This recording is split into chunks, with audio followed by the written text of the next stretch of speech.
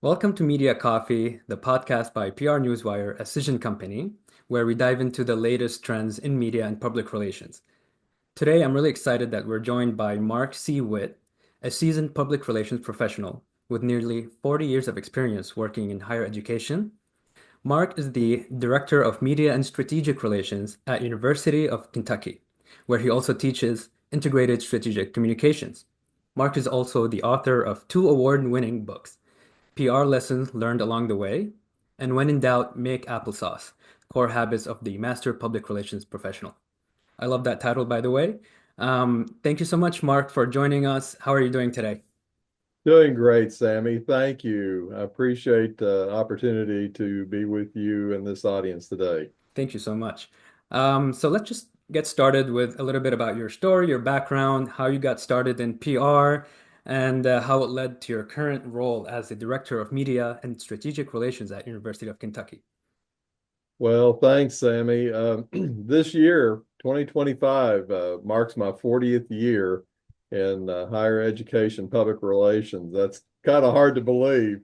But during those years, I have met some incredible people and have experienced more than I can possibly imagine, just unimaginable opportunities that have come my way.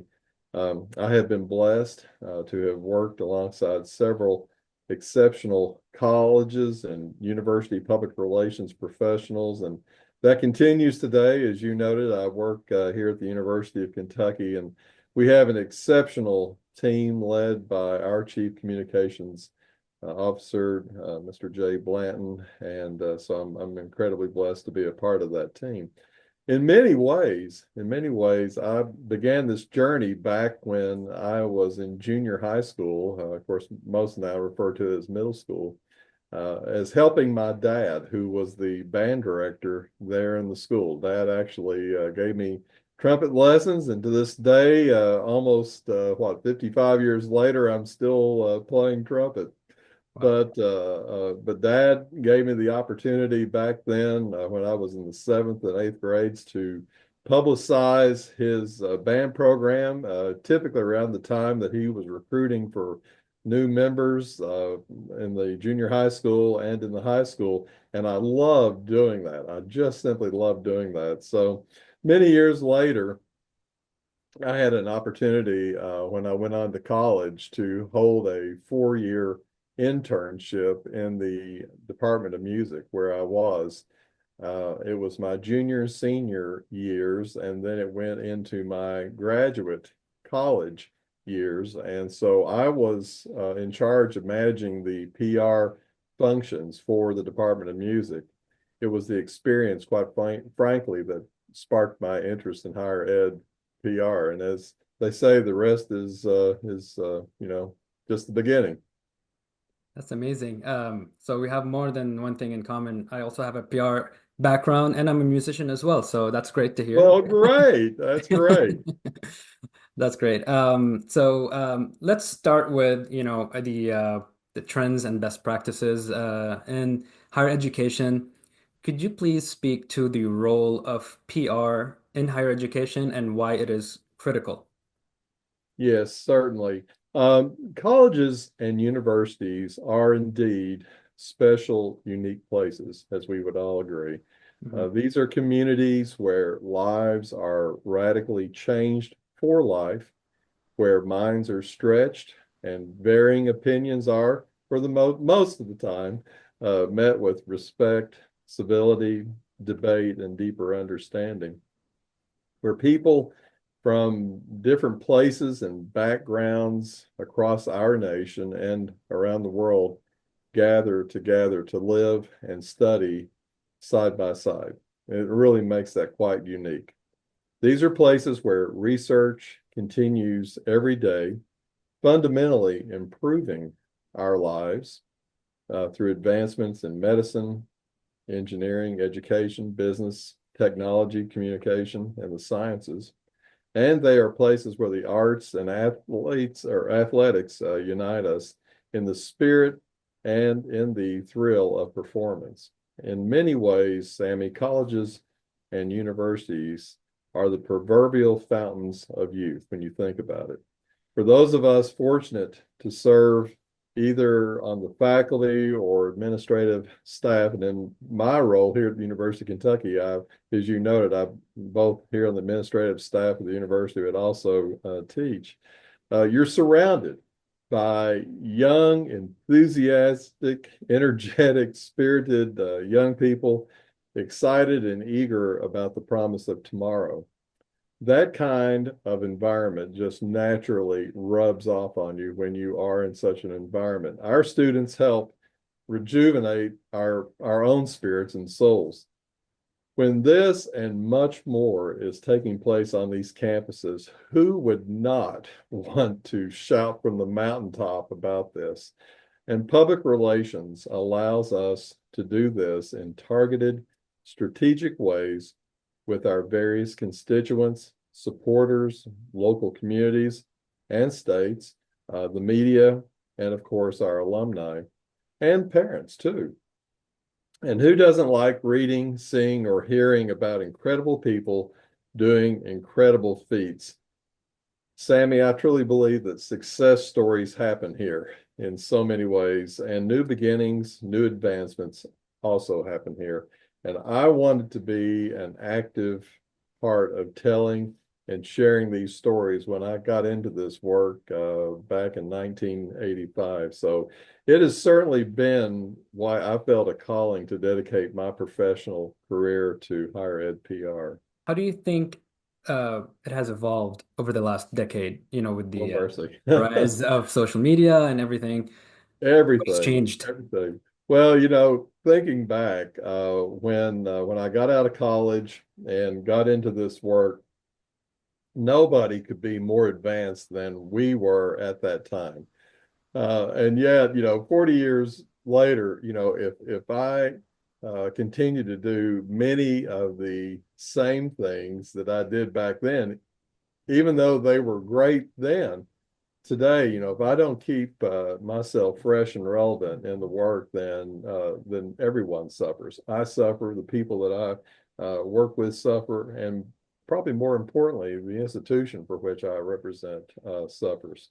So, back then, it was really important in-person contact. I'll say something about that a little bit later because I think that still is very, very important today. Mailing news releases, my goodness, we were churning out press releases and we had to fold, stuff them in the envelope, lick the stamp, send them out. And then of course, most of the work was also done by phone, particularly, dealing with media. And when the fax machine came out, I will tell you a story that sounds kind of corny now, but we had been so accustomed to mailing that when the institution where I was at the time decided to get a fax machine that not only sent out faxes, but it would broadcast up to 30 at one fell swoop. Oh my gosh. We were so excited as a staff that we actually we actually had a ribbon cutting and a reception on campus inviting people to see this fancy new piece of equipment that their advanced PR office could now do. So it was great for the time, but we have obviously made those changes, and now, of course, living in very much a digital age, the tools that we now use, texting, emailing, video calls, such as what we're doing today, it's just changed so much. And now with AI coming on full force, all that has certainly changed the way that we're Mhm. doing this. Communicators are and PR professionals just continue to face several challenges in this very fast moving media landscape. And what comes to mind there are just a few things. Number one, the speed of news and crisis management. Number one, with the 24/7 news cycle and social media, as you mentioned a minute ago, crises can escalate within minutes. And PR pros, as a result, must act quickly, balancing speed with accuracy and strategic messaging. Number two, Misinformation and disinformation. Um, Disinformation and misleading narratives can damage reputations, as we all know. PR teams must be proactive in monitoring and correcting false information while maintaining credibility. Number three, media fragmentation and declining trust in traditional media. It's definitely a problem, a challenge that we're facing as PR professionals. Audiences are consuming news from a variety of sources, including influencers and niche platforms. Obviously, TikTok has become a real part of that. Traditional media is no longer the sole gatekeeper. It's still very much an important aspect, but they're not the sole gatekeepers that they once were. And it makes it harder to control the narratives that PR professionals seek to do. Number four, artificial intelligence. Oh my goodness. Yeah, I mean, that continues to just evolve. Mhm. It seems like on a daily basis, and Mhm. maybe not an hourly basis. Yeah. AI-driven content generation is truly reshaping media relations and content creation. PR pros must adapt by leveraging AI while ensuring authenticity and ethical communication. And then number five, the rise of citizen journalism. Anyone with one of these, you have a smartphone, these people can all shape public opinion. Mhm. PR teams must engage directly with audiences monitoring and responding to real-time conversations. Number seven, standing out in a noisy environment. With an overwhelming amount of content, brands must craft compelling, human-centered stories to capture attention and engagement. Then number eight, I've got down to 10 if you wonder. Number eight, Sure. timely, consistent, and frequent communications with both internal and external stakeholders. Colleges and universities must align internal and external messaging to maintain credibility, and even more so. I mean, we've always done, I think, a really good job at that, but with all these other pressing matters on us, it's compelling us to do an even more effective job, in my opinion. Number nine, measuring PR impact and ROI. Providing the tangible value of PR efforts remains a challenge, requiring advanced analytics, social listening, and integrated measurement strategies. And then number 10, Sammy, is social and political polarization. Companies are under pressure to take stands on social issues, companies, colleges, universities, whoever, but doing so can alienate segments of their audience. So PR professionals must navigate these decisions wisely, carefully, and strategically. So how do you develop ideas for stories, for PR campaigns that resonate with higher education audience or nonprofit? You could speak to both. Okay. And I'm going to break this actually down into two areas because the higher ed and nonprofit audiences being one, and then obviously those who are the constituents that colleges and universities deal with. So we have a whole lot of a lot of individuals that we're trying to address. Hmm. So to respond to your question, for higher ed and nonprofit audiences, these audiences are driven by purpose, impact, and community engagement. So effective PR campaigns should reflect those values, such as mission-driven storytelling, highlight real stories of students, faculty, and alumni who are making a difference. Showcase research or programs that contribute to societal good. Use human-centered narratives that evoke emotion and connection. Data plus emotion equals impact, in my opinion. Pair compelling statistics with real life stories to demonstrate the institution's or the nonprofit's effectiveness. For example, if you were to say 90% of scholarship recipients stay in the region after graduation, meet one of them making an impact. I mean, that really stands out. And you're using data with emotion, and then you get the impact. Next is to leverage faculty and thought leadership. Very, very important. Position faculty members as experts in media outreach and op-eds, host media availabilities, and that has become an even bigger thing, particularly for those of us here at the University of Kentucky, where since video conferencing has really taken on an even greater life of its own, especially after the pandemic. We're using media availabilities, getting our experts on, and it has really taken on with a lot of popularity among media. Engage advocates and influencers. Use student ambassadors, alumni, and community leaders to amplify the message. Encourage storytelling through user-generated content, such as students sharing their experiences on social media. Take a community-centric approach. Highlight partnerships with local organizations and businesses.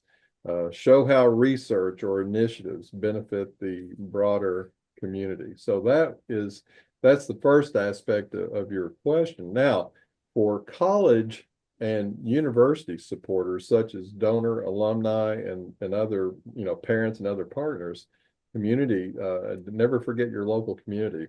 This group is often motivated by legacy, impact, and connection to the institution. So in that case, you need to showcase the impact of giving, appeal to nostalgia and legacy, uh, exclusive and behind the scenes content is terrific. Offer VIP access to campus projects, student success stories, or leadership insights. And we have found that media tours, occasional media tours, are just a hit with that.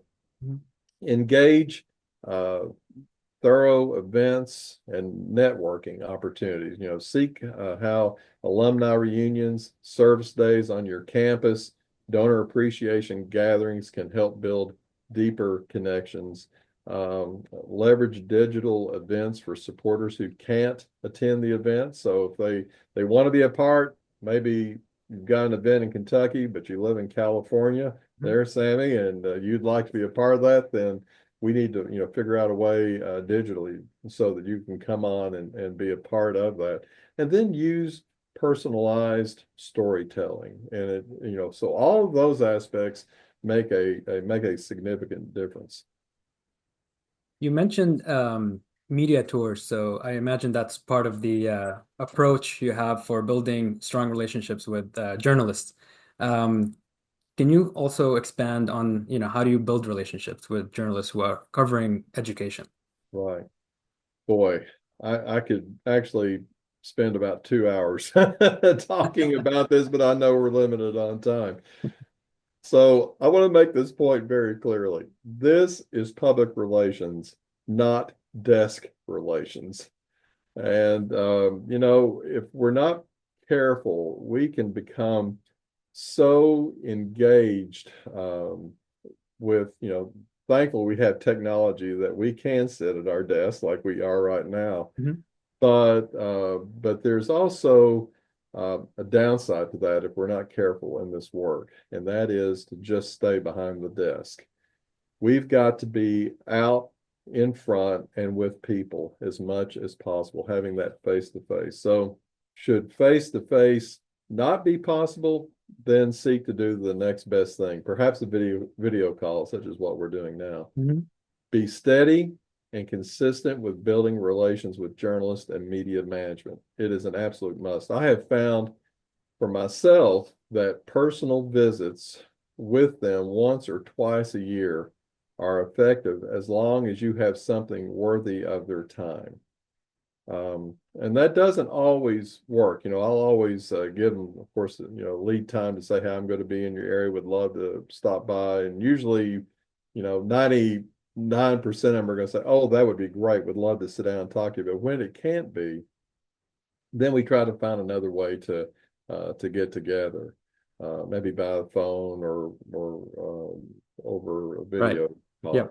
But always ask journalists ways you can best serve their needs and their news interest. Don't send them news releases or story pitches that are absolutely of no interest.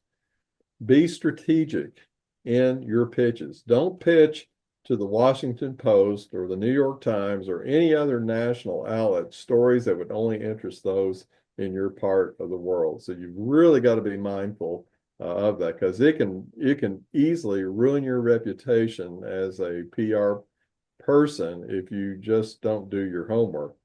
And then when they begin seeing that that you can be trusted, that you quickly respond to their request, that your stories and pitches match their interest, and that you provide accurate information in a timely way that will interest their audience, you'll soon move, in my opinion. Well, actually, it's probably more than in my opinion, Sammy. I've seen this. You'll soon move from a long list of PR contacts they have to one who is among their top go-tos. And that's really, really important. You touched on this a little bit, but what common mistakes do higher education institutions or nonprofit make when communicating with the media? Yeah. Well, many of which I've already mentioned. It is so important to do your homework in advance, not Mhm. just to get on email and just do massive pitching. The other, weak headlines in a press release. It is absolutely imperative that we spend time at developing strong, understandable headlines that are not riddled with acronyms. You and I may understand a particular acronym that we in higher ed will use, but for the general public and for other constituents we work with, they may not necessarily be accustomed to seeing that. So we need to be mindful that acronyms, particularly in headlines, should be taboo. So Mhm. get Mhm. away from that, and making sure that again that your pitches are really tight. That you have that it shows the journalists that you've done your homework. Yeah.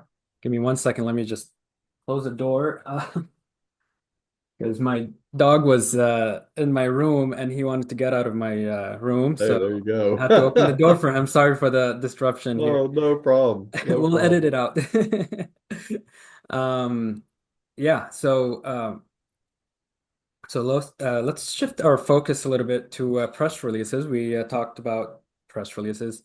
What is your view of them? And in this day and age, particularly in higher education. Long live the press release. Yes. That's where I stand.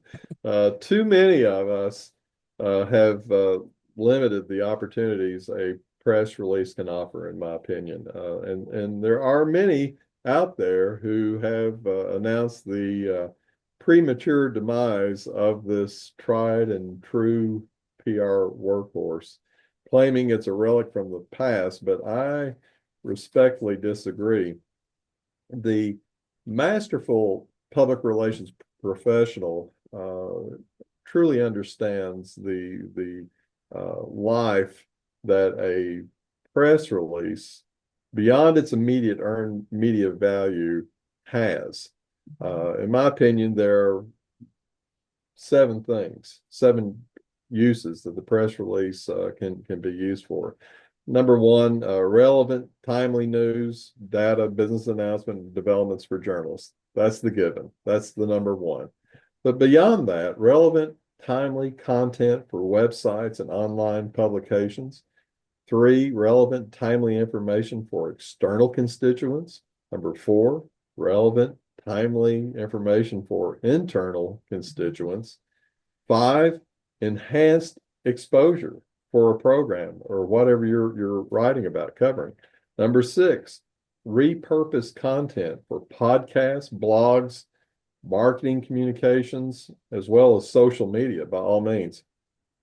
And then number seven, support for a brand's storytelling efforts. Particularly, they are helpful reference material for thought leadership whenever they are sharing with members of the media, or they are perhaps addressing a civic club or any other civic organization. So it continues to be a very usable, practical source of accurate, timely information. And so I'm for the press release on Yeah. and on.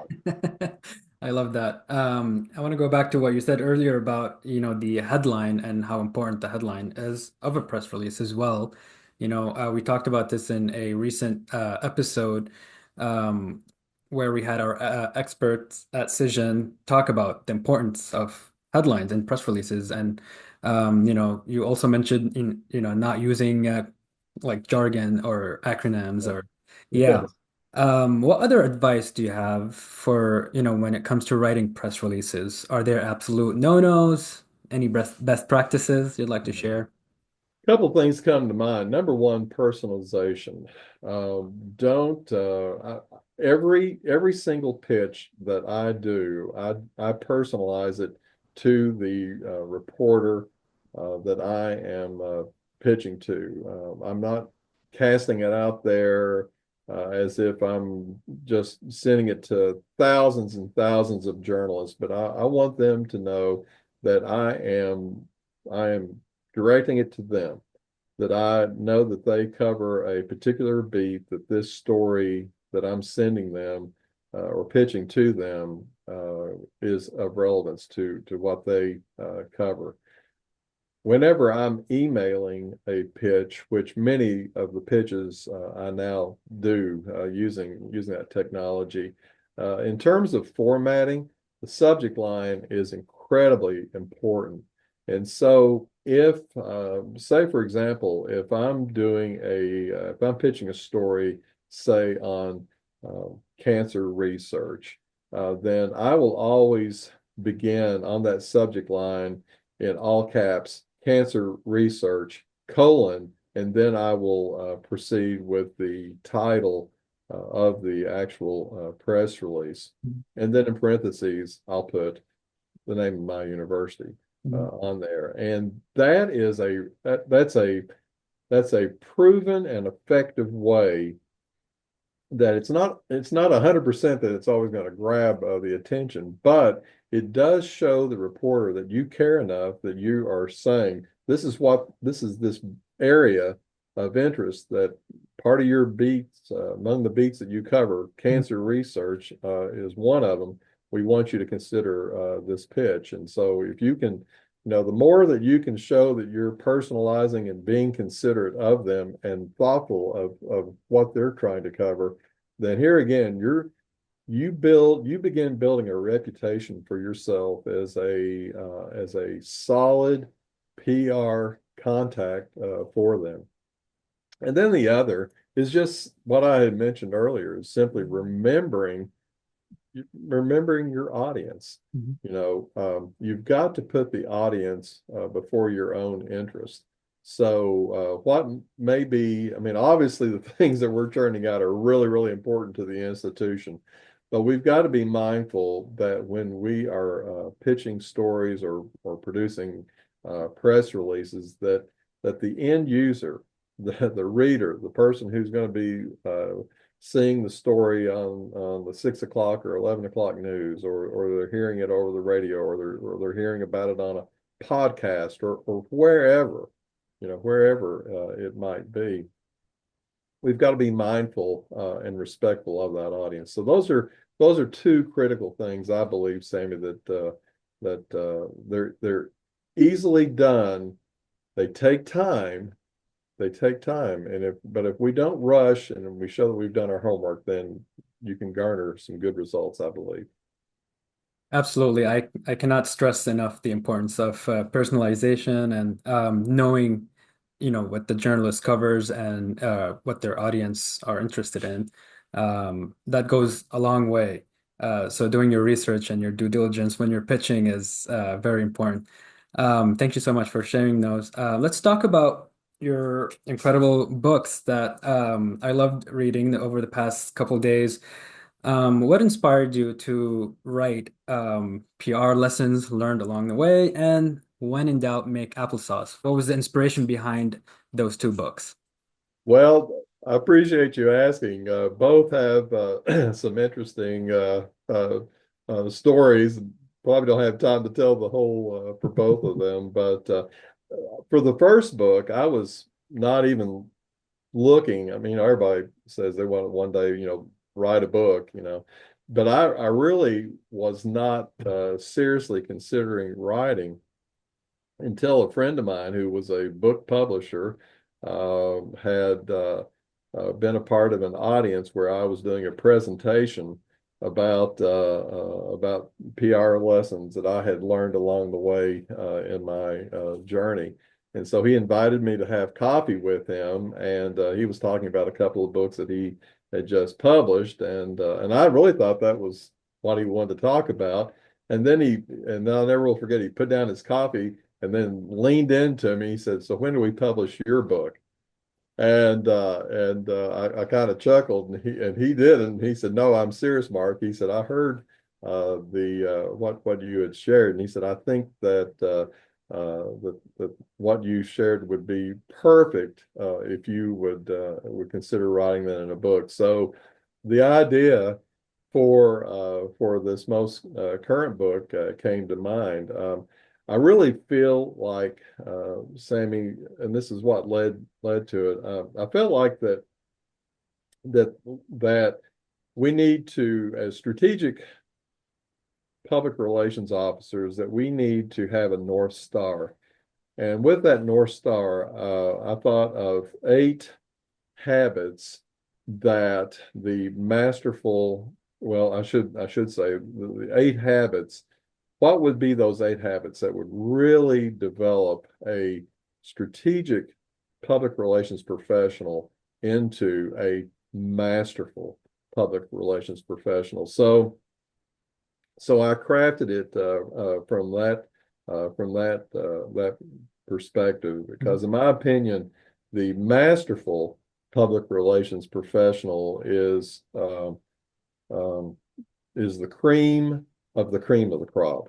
These are those who are just wishing and working hard and embracing and practicing each and every day those 8 habits. Now, I will say, excuse me, in terms of the title, I've had several people say, "Well, where did you come up with that title?" And that's always kind of a funny one, because I had the outline for the book ready. I had the subheading ready to go, and so one afternoon I dropped by to visit my mom, who at the time was 84 years old. We just lost her. She just passed this last April. So I'm really glad that she got to see this book, because she always made this incredible applesauce as well as a good homemade apple pie.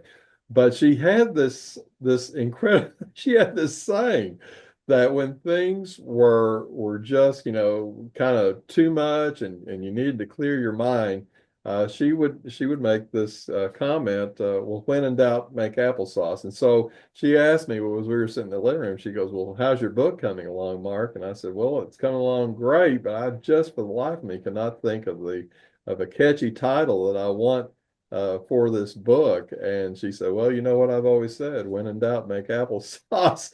And it was a eureka moment. So that's where that part came from. So I told her that in her honor, I would include in the book her homemade applesauce recipe, and sure enough, if you look in the very back, in recognition of her contribution to this book, that Yeah. recipe is in there. Yeah, I saw it. I saw it, and what an amazing story about the habits in the book. The core habits that make a master public relations professional.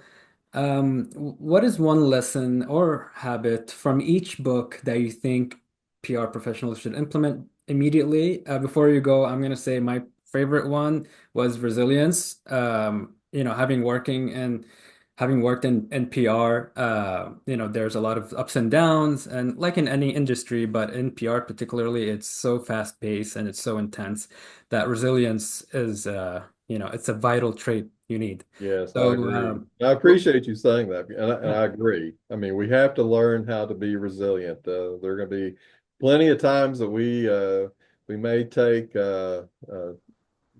those hits and all, but we have to learn to always rebound from that. So I appreciate yeah, that.